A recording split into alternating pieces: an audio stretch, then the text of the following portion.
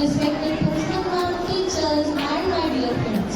Today we come together to celebrate the birth anniversary of Mahakavi Subramanya Bharatiya, a poet whose words feel less like lines on page and more like a hand reaching out to you. Bharathiyar Tirunelveli மாவட்டம் எட்டயபுரத்தில் December மாதம் 12ஆம் தேதி 1882ஆம் ஆண்டு சின்னசாமி மற்றும் லட்சுமி அம்மாவுக்கு மகனாக பிறந்தார்.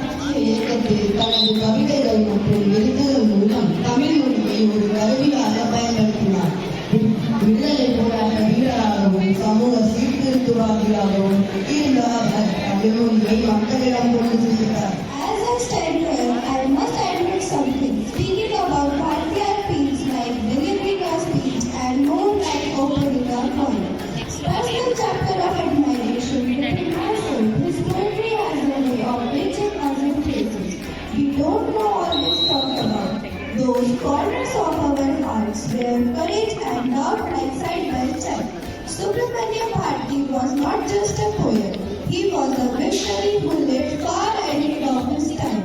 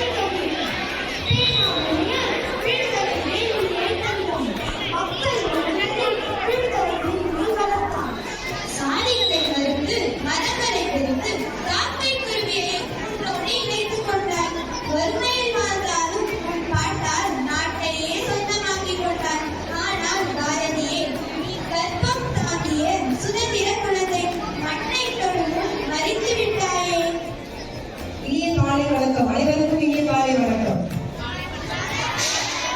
காலை வணக்கம்.